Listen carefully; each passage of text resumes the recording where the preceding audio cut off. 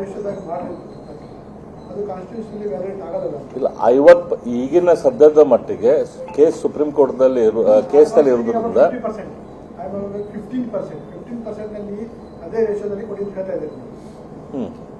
18 ratio ಹೇಳಿದ್ದಾರೆ, 15% ಅದೇ ratio ಕೊಡಿ ಅಂತ ಹೇಳ್ತಾ ಇದ್ದೀರಿ. ಹೌದು, ನೀವು ಆ ರೀತಿ ಕೊಟ್ಟರೆ ಅದು ಕಾನ್ಸ್ಟಿಟ್ಯೂಷನ್ ವ್ಯಾಲಿಡ್ ಆಗಲ್ಲ.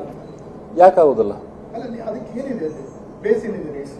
ಅಲ್ಲ, ಅದಕ್ಕೆ ಬೇಸ್ ಏನ್ ತಯಾರು ಮಾಡ್ಕೋಬೇಕು ಅದನ್ನ ಮಾಡ್ಬೇಕು. ಈಗ ಸರ್ಕಾರ ಈಗ ಅಧಿವೇಶನ ಇದಕ್ಕೆ ಅವರು ಅಮೆಂಡ್ಮೆಂಟ್ ಮಾಡಬೇಕು. ಹೇಗೆ ಅದನ್ನ ಅಮೆಂಡ್ಮೆಂಟ್ ಸದ್ಯದ ಮಟ್ಟಿಗೆ ಈಗ ಅಮೆಂಡ್ಮೆಂಟ್ ಮಾಡಬೇಕು.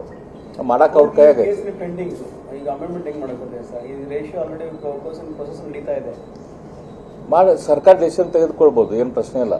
ಸರ್ಕಾರ ಐತಲ್ಲ, ಇದೇ ರೇಷನ್ ಮೇಲೆ ನಾವು ಮಾಡ್ತೇವೆ ಅಂತ ನಾವು ಡಿಸಿಷನ್ ಅವ್ರು ತೆಗೆದುಕೊಳ್ಬಹುದು. ಅದಕ್ಕೇನು ಇಂಟರ್ನಲ್ ರಿಸರ್ವೇಷನ್ ಬಗ್ಗೆ ಕೋರ್ಟ್ನಲ್ಲಿ ಯಾವುದೇ ರೀತಿಯ 15% ಬಗ್ಗೆ ಕೋರ್ಟ್ನಲ್ಲಿ ಯಾವುದೇ ರೀತಿಯ ಕನ್ಫ್ಯೂಷನ್ ಇಲ್ಲ, ಅಥವಾ 15% ಇಂಟರ್ನಲ್ ರಿಸರ್ವೇಷನ್ ಮಾಡೋದ್ರ ಬಗ್ಗೆ ಕೋರ್ಟ್ನಲ್ಲಿ ಕನ್ಫ್ಯೂಷನ್ ಇಲ್ಲ. ಸುಪ್ರೀಂ ಕೋರ್ಟ್ ಆಲ್ರೆಡಿ 2024 ಸೆಪ್ಟೆಂಬರ್ದಲ್ಲೇನ ಆರ್ಡರ್ ಕೊಟ್ಬಿಟ್ಟೈತಿ, ಇಂಟರ್ನಲ್ ರಿಸರ್ವೇಷನ್ ಸ್ಟೇಟ್ದವ್ರು ಮಾಡ್ಬೋದು ಅಂತೇಳಿ. ಹಾಗಾಗಿ ಆ ಆರ್ಡರ್ ಪ್ರಕಾರ ನಮ್ಮ ರಾಜ್ಯ ಸರ್ಕಾರ ಇಂಟರ್ನಲ್ ರಿಸರ್ವೇಷನ್ ಬಗ್ಗೆ ಡಿಸಿಷನ್ ತೆಗೆದುಕೊಳ್ಬಹುದು. ಅದ್ರ ಬಗ್ಗೆ ಯಾವುದೇ ರೀತಿಯ ಕೋರ್ಟ್ದಲ್ಲಿ ಪ್ರಾಬ್ಲಮ್ ಇಲ್ಲ. ಅದನ್ನ ಸರ್ಕಾರ ಆ ರೇಷು, ನನಗೆ ಎಕ್ಸಾಕ್ಟ್ಲಿ ರೇಷು ನಾ ಕ್ಯಾಲ್ಕುಲೇಟ್ ಮಾಡಿಲ್ಲ, ಆ ರೇಷು ಪ್ರಕಾರ ಈಗ ಸದ್ಯಕ್ಕೆ ಮಾಡಿ ಇಂಪ್ಲಿಮೆಂಟೇಷನ್ ಪ್ರೊಸೆಸ್ ಶುರು ಮಾಡಲಿ. ಅಂದ್ರೆ ಇಂಪ್ಲಿಮೆಂಟ್ ಈಗೇನಿದೆ, ಸರ್ಕಾರ ನೋಟಿಫಿಕೇಶನ್ ಮಾಡಿ ಅಪಾಯಿಂಟ್ಮೆಂಟ್ ಮಾಡೋದ್ರೊಳಗೆ ಬೈ ಚಾನ್ಸ್ ಕೋರ್ಟ್ದಿಂದ ಇದ್ರ ಬಗ್ಗೆ ಕ್ಲಾರಿಫಿಕೇಶನ್ ಸಿಗಲಿಲ್ಲ, ಇದ್ರ ಬಗ್ಗೆ ನಿರ್ಧಾರ ಬರಲಿಲ್ಲ ಅಂತಂದ್ರೆ ಈ ರೇಷಿಯೋ ಇಟ್ಕೊಂಡು ನಾವು ಮಾಡ್ರಿ ಅಂತ ಸಜೆಷನ್ ಆಗ್ರಹ ಮಾಡ್ತೀವಿ. ಹೌದು, ಇಮಿಡಿಯೇಟ್ಲಿ ನೋಟಿಫಿಕೇಶನ್ ಆದಮೇಲೆ ಸೆಲೆಕ್ಷನ್ ಪ್ರೊಸೆಸ್ ಶುರು ಆಗ್ತದೆ. ಸೆಲೆಕ್ಷನ್ ಪ್ರೊಸೆಸ್ ಅದು ಆಗಲಿಕ್ಕೆ ಒಂದು 2 ತಿಂಗಳದು ಸರ್ಕಾರ ಎಷ್ಟೋ ಫಾಸ್ಟಾಗಿ ಮಾಡಿದ್ರು 1-2 ತಿಂಗಳು ಹಿಡಿತೈತೆ. ಈ 3 ತಿಂಗಳ ಟೈಮ್ದಲ್ಲಿ ಕೋರ್ಟಿಗೆ ಹೋಗಿ ಸರ್ಕಾರ ಅದ್ರ ಬಗ್ಗೆ ತನ್ನ ನಿಲುವನ್ನು ವ್ಯಕ್ತಪಡಿಸಿ ಕೋರ್ಟ್ದಿಂದ ಫೇವರೇಬಲ್ ಆರ್ಡರ್ ತೆಗೆದುಕೊಳ್ಳಕ್ಕೆ ಪ್ರಯತ್ನ ಮಾಡಬೇಕು.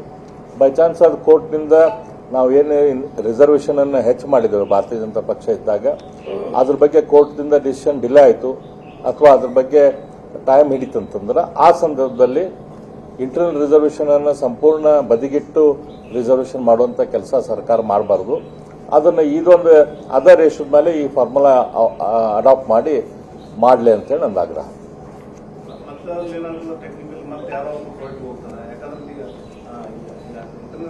ರಿಸರ್ವೇಷನ್ ಮಾಡಿಸಿದ್ದೆ ಈಗ ಆಲ್ರೆಡಿ ಕೋರ್ಟ್ನಲ್ಲಿ ಇದೆ ಆಗಿರ್ಬೇಕಾದ್ರೆ ಹಿಂಗ್ ಮಾಡಕ್ ಹೋದ್ರೆ ಮತ್ತೆ ಯಾರೋ ಕೋರ್ಟ್ಗೆ ಹೋಗ್ತಾರೆ, ಮತ್ತೆ ಅದೇ ರಾಮಾಯಣ ಅಲ್ಲ. ಈಗ ಮಾಡಬೇಕಾದ ಈಗ ಐತಲ್ಲ, ಇದನ್ನೆಲ್ಲೂ ಸರ್ಕಾರ ಅಧಿಕಾರದಲ್ಲಿ ಇರೋದು ಅದ್ರ ಸಂಬಂಧ ಗವರ್ನೆನ್ಸ್ ಮಾಡಕ್ಕೆ. ಈ ಎಲ್ಲ ಇಶ್ಯೂಸಿಗೆ ಸೊಲ್ಯೂಷನ್ ಕಂಡುಹಿಡಿದು ಸರ್ಕಾರದ ಕೆಲಸ. ಸರ್ಕಾರದಲ್ಲಿ ಮಷಿನರಿ ಐತಿ, ಅವ್ರ ಕಡೆ ಲಾಯರ್ ಟೀಮ್ ಐತಿ, ಅದನ್ನೆಲ್ಲ ಯೂಸ್ ಮಾಡಿ ಅದಕ್ಕೊಂದು ಸೊಲ್ಯೂಷನ್ ಕಂಡು ಹಿಡಿಬೇಕಾಗ್ತದೆ.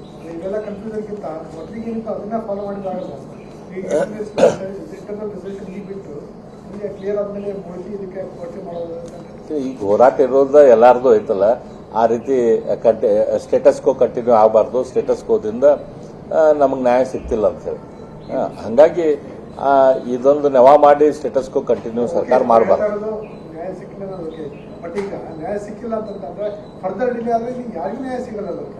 ಇಲ್ಲ, ಫರ್ದರ್ ಡಿಲೇ ಆಗಕ್ಕೆ ಪ್ರಶ್ನೆ ಇಲ್ಲ. ಇಂಟರ್ನಲ್ ರಿಸರ್ವೇಷನ್ ನೀವು ಸ್ಟೇಟ್ದವ್ರು ಮಾಡ್ರಿ ಅಂತ ಸುಪ್ರೀಂ ಕೋರ್ಟ್ ಆಲ್ರೆಡಿ ಕೋರ್ಟ್ದಲ್ಲಿ ಡಿಸಿಷನ್ ಕೊಟ್ಟಿದೆ.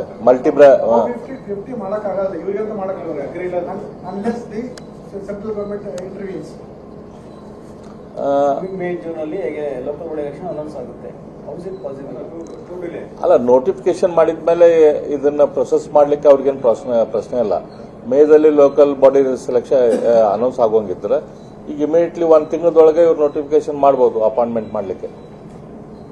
ಅದನ್ನ ನೋಟಿಫಿಕೇಶನ್ ಮಾಡ್ಲಿಕ್ಕೆ ಏನು ತೊಂದರೆ ಇಲ್ಲ. ಅದಕ್ಕೆ ನಾ ಹೇಳ್ತಾ ಇರೋದು ಬೇಗನೆ ನೋಟಿಫಿಕೇಶನ್ ಮಾಡ್ರಿ, ಎಲೆಕ್ಷನ್ ಅನೌನ್ಸ್ ಆಗುತ್ತೆ.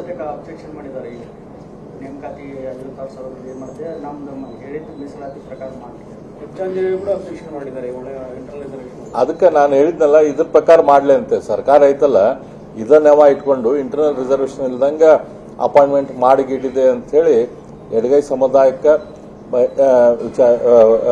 ಸ್ವಲ್ಪ ಚಿಂತೆ ಐತಿ, ಅಥವಾ ಇವ್ರ ಅಲ್ಮಾರಿಗಳಿಗೆ ಕೂಡ ಚಿಂತೆ ಐತಿ, ಲಂಬಾಣಿ ಖರ್ಚರಿಗೂ ಕೂಡ ಅದು ಚಿಂತೆ ಐತಿ. ಹಂಗಾಗಿ ಅದ ಫಾರ್ಮುಲಾ ಇಟ್ಕೊಂಡು ಮಾಡ್ರಿ ಅಂತ ಹೇಳಿ ನಾನು ಒತ್ತಾಯ ಮಾಡ್ತಾ ಇದ್ದೇನೆ.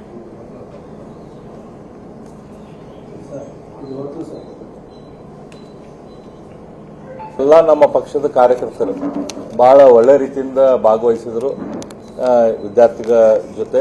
ಅವ್ರಿಗೂ ಕೂಡ ನಮ್ಮ ಎಲ್ಲ ಪಕ್ಷದ ಪದಾಧಿಕಾರಿಗಳಿಗೆ ಮತ್ತು ನಮ್ಮ ಪಕ್ಷದ ಪ್ರಮುಖರಿಗೆ, ನಮ್ಮ ಕಾರ್ಯಕರ್ತರಿಗೆ ಅವ್ರಿಗೂ ಕೂಡ ನಾನು ಅಭಿನಂದನೆಗಳನ್ನು ಸಲ್ಲಿಸಕ್ಕೆ ಇಚ್ಛೆಪಡ್ತೇನೆ. ಪ್ರತ್ಯೇಕ ಮಹಾನಗರ ಪಾಲಿಕೆ ಘೋಷಣೆ है सर, आप ये आई सर दिल्ली कौन सर ಈ ಎಲ್ಲರಿಗೂ ಪ್ರತ್ಯೇಕ ಮಹಾನಗರ ಪಾಲಿಕೆ ಬಗ್ಗೆ ಅದು ಆಗ್ಬೇಕಂತೇಳಿ ನಾನು ಕೂಡ ಒತ್ತಾಯ ಮಾಡಿದ್ದೆ. ಸರ್ಕಾರ ನಮ್ಮ ಸದನದಲ್ಲಿ ಕೂಡ ಮಾತಾಡಿದ್ವಿ. ಅದೇ ರೀತಿ ನಮ್ಮ ಕಾರ್ಪೊರೇಷನ್ದಲ್ಲಿ ಕೂಡ ನಾವು ಅದ್ರ ಬಗ್ಗೆ ಒತ್ತಾಯವನ್ನು ಮಾಡಿದ್ವಿ. ಅದಾದಮೇಲೆ ಸದನದಲ್ಲಿ ಸರ್ಕಾರ ನಮ್ಮ ಕಾರ್ಪೊರೇಷನ್ ತೆಗೆದುಕೊಂಡು ನಾವೇನು ಡಿಸಿಷನ್ ತೆಗೆದುಕೊಂಡಿದ್ವಿ ಆ ಡಿಸಿಷನ್ಗೆ ಪೂರಕವಾಗಿ ಸರ್ಕಾರ ಕೂಡ ಡಿಸಿಷನ್ ತೆಗೆದುಕೊಂಡು ಗವರ್ನರಿಗೆ ಅದು ಲಾ ಅನ್ನು ಕಳಿಸಿತ್ತು. ಗವರ್ನರ್ ಟೇಬಲ್ ಮೇಲೆ ಅದಿತ್ತು. ಆ ಸಂದರ್ಭದಲ್ಲಿ ಮೊನ್ನೆ ಕೇಂದ್ರದಲ್ಲಿ ಬಜೆಟ್ ಬಂತು. ಅದು ಬಜೆಟ್ ಐತಲ್ಲ 16ನೇ ಹಣಕಾಸು ಆಯೋಗದ ರೆಕಮೆಂಡೇಶನ್ಗಳನ್ನು ಕನ್ಸಿಡರೇಷನ್ ಮಾಡಿ ಆ ಬಜೆಟ್ದಲ್ಲಿ ಬಂತು. 16ನೇ ಹಣಕಾಸು ಆಯೋಗದಲ್ಲಿ ಹಿಂದೆಂದೂ ಕಾಣದಂಥ ದೊಡ್ಡ ಪ್ರಮಾಣದ ದುಡ್ಡನ್ನು ನಮ್ಮ ಮಹಾನಗರ ಪಾಲಿಕೆಗಳಿಗೆ ಸರ್ಕಾರ ಕೊಡುವಂಥ ಕೆಲಸ ಮಾಡಿದೆ. ಕೇವಲ ಮಹಾನಗರ ಪಾಲಿಕೆ ಅಲ್ಲ, ನಗರಗಳಿಗೆ.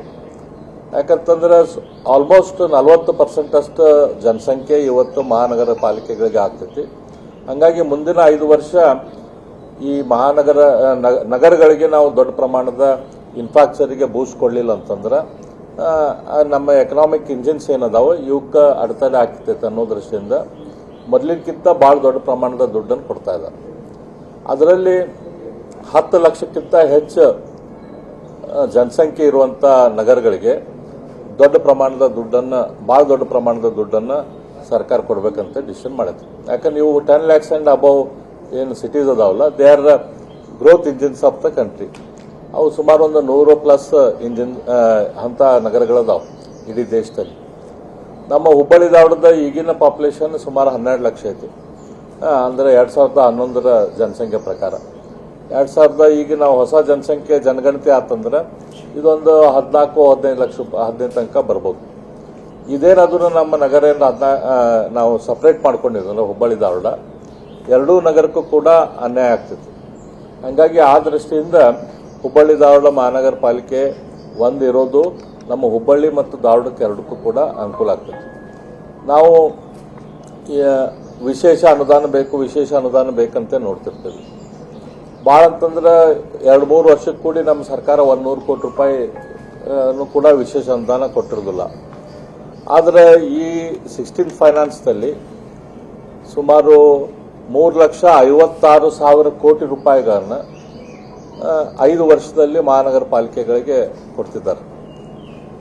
ಅದರಲ್ಲಿ ಒಂದು 50% ಗ್ರಾಂಟು ವಿದೌಟ್ ಎನಿ ಅದಕ್ಕೇನು ನಾರ್ಮಲ್ ಕೋರ್ಸ್ದಾಗ ಮಹಾನಗರ ಪಾಲಿಕೆಗಳಿಗೆ ಬರ್ತೈತಿ. ಇನ್ನು 50% ಗ್ರಾಂಟ್ ಐತಲ್ಲ, ಈ 10 ಲಕ್ಷ ಮತ್ತು ಮೇಲಿರುವಂಥ ಸಿಟಿಗಳಿಗೆ ಅವ್ರು ಬೇರೆ ಬೇರೆ ಪ್ರಾಜೆಕ್ಟ್ಗಳನ್ನು ಕೊಟ್ಟರೆ ಬೇರೆ ಬೇರೆ ಚಾಲೆಂಜಸ್ ಮೂಲಕ ಅದನ್ನು ಆ ದುಡ್ಡನ್ನು ಕೊಡುವಂಥ ಕೆಲಸ ಆಗ್ತೈತಿ. ಅಂದರೆ ಸುಮಾರು ನಾವು ಸರಿಯಾಗಿ ನಮ್ಮ ಕಾರ್ಪೊರೇಷನ್ದಿಂದ ನಾವು ಪ್ರಪೋಸಲ್ ಬಿಲ್ಡಪ್ ಮಾಡಿ, ಸರಿಯಾಗಿ ನಮ್ಮ ರಾಜ್ಯದಿಂದ ನಾವು ಪ್ರಪೋಸಲ್ ಬಿಲ್ಡಪ್ ಮಾಡಿ ಕಳಿಸಿದ್ವಿ ಅಂದ್ರೆ ನಮ್ಮ ಮಹಾನಗರ ಪಾಲಿಕೆ 500 ಕೋಟಿಯಿಂದ ಸುಮಾರು 1,000 ಕೋಟಿ ಪ್ರತಿ ವರ್ಷನೂ ಕೂಡ ಕೇಂದ್ರ ಸರ್ಕಾರದಿಂದ ನಾವು ದುಡ್ಡನ್ನು ತೆಗೆದುಕೊಳ್ಬೋದು. ಇದು ಬಹಳ ದೊಡ್ಡ ಪ್ರಮಾಣದಲ್ಲಿ ನಮ್ಮ ನಗರಗಳ ಇನ್ಫ್ರಾಸ್ಟ್ರಕ್ಚರ್ ಡೆವಲಪ್ಮೆಂಟಿಗೆ ಅನುಕೂಲ ಆಗ್ತೈತಿ. ಅದೇ ರೀತಿ ಸಾಲಿಡ್ ವೇಸ್ಟ್ ಬಗ್ಗೆ ಆಗಲಿ ಅಥವಾ ನಮ್ದು ASW ನಮ್ದು ಅಂಡರ್ UGD ಅದು ಇರ್ತೈತಲ್ಲ, ಇವಕ್ಕೆಲ್ಲವಕ್ಕೂ ವಿಶೇಷವಾದ ಯೋಜನೆಗಳು 10 ಲಕ್ಷ ಪ್ಲಸ್ ಪಾಪ್ಯುಲೇಷನ್ ಇದ್ದಂಥ ಸಿಟಿಗಳಿಗೆ ಕೇಂದ್ರ ಸರ್ಕಾರ ವಿಚಾರ ಮಾಡಿದೆ. ನಾನು ಸುಮಾರು 4 ವರ್ಷದಿಂದ ನಮ್ಮ ಕ್ಷೇತ್ರದ ಒಳಚರಂಡಿ ಸಂಬಂಧ ಒಂದು ಪ್ರಾಜೆಕ್ಟ್ DPR ಮಾಡಿಸಿದ್ದೆ. ಆವಾಗ ಐತಲ್ಲ ಸುಮಾರು 400 ಕೋಟಿ ರೂಪಾಯಿ ನನ್ನ ಕ್ಷೇತ್ರಕ್ಕೆ ಬೇಕಾಗಿತ್ತು.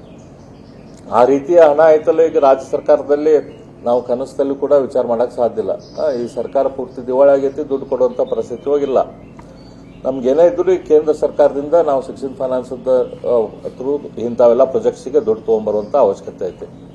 ಹಾಗಾಗಿ ಈ ದೃಷ್ಟಿ ಇಟ್ಕೊಂಡು ಹುಬ್ಬಳ್ಳಿ ಧಾರವಾಡ ಮಹಾನಗರ ಪಾಲಿಕೆ ಸಪ್ರೇಟ್ ಆಗಬಾರ್ದು ಅಂಥೇಳಿ ನನ್ನ ವಿನಂತಿ. ಹಾಗಾಗಿ ನಾನು ಮೇಯರ್ಗೆ ಮತ್ತು ಉಳಿದ ಸದಸ್ಯರಿಗೆ, ಕಾಂಗ್ರೆಸ್ ಪಾರ್ಟಿಯ ಸದಸ್ಯರಿಗೂ ಕೂಡ ವಿನಂತಿ ಮಾಡಿಕೊಂಡಿದ್ದೇನೆ. ಕಾಂಗ್ರೆಸ್ ಪಾರ್ಟಿಯ MLAಗಳಿಗೂ ಕೂಡ ಹುಬ್ಬಳ್ಳಿ ಧಾರವಾಡಕ್ಕೆ ಸಂಬಂಧಪಟ್ಟಂಥ MLAಗಳಿಗೂ ಕೂಡ ವಿನಂತಿ ಮಾಡಿಕೊಂಡಿದ್ದೇನೆ. ನಾವು ನಮ್ಮ ಸ್ಟ್ಯಾಂಡ್ ನಾವೀಗ ಕೋರ್ಸ್ ಕರೆಕ್ಷನ್ ಮಾಡ್ಕೊಳ್ಳೋಂಥ ಅವಶ್ಯಕತೆ ಐತಿ. ಪ್ರತ್ಯೇಕ ಈ ಸಂದರ್ಭದಲ್ಲಿ ಬೇಡ, ಇದರಿಂದ ನಗರಕ್ಕೆ ಹುಬ್ಬಳ್ಳಿ ಧಾರವಾಡಕ್ಕೆ ಅನ್ಯಾಯ ಆಗ್ತೈತಿ. ಅದಕ್ಕೆ ನಾವು ಇದನ್ನು ಕೋರ್ಸ್ ಕರೆಕ್ಷನ್ ಮಾಡೋಣ. ಅವಶ್ಯಕತೆ ಇದ್ದರೆ ಕಾರ್ಪೊರೇಷನ್ದಲ್ಲಿ ಕೂಡ ಇದಕ್ಕೊಂದು ರೆಸಲ್ಯೂಷನ್ ಮಾಡಿ ಸರ್ಕಾರಕ್ಕೆ ಕಳಿಸೋಣ.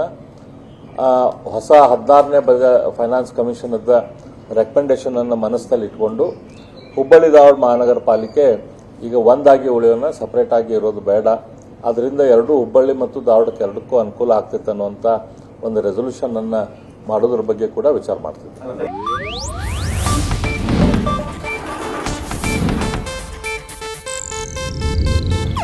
ಇದು ಏಷ್ಯಾನೆಟ್ ನ್ಯೂಸ್ ನೆಟ್ವರ್ಕ್ ಪ್ರಸ್ತುತಿ.